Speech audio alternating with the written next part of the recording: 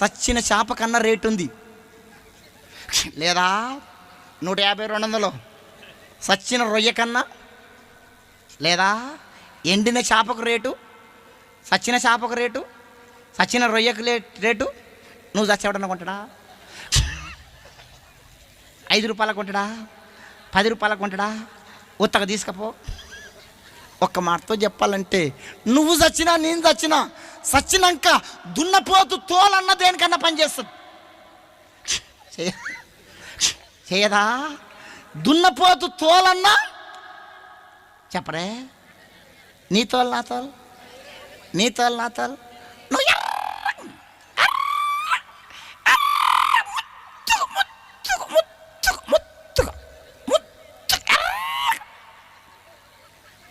కొంచెం ఎర్రగా ఉంటే, కొంచెం అందంగా ఉంటే ఆగారు, కట్లపాలాగా తిరుగుతూ ఉంటారు అర్థం కాడ.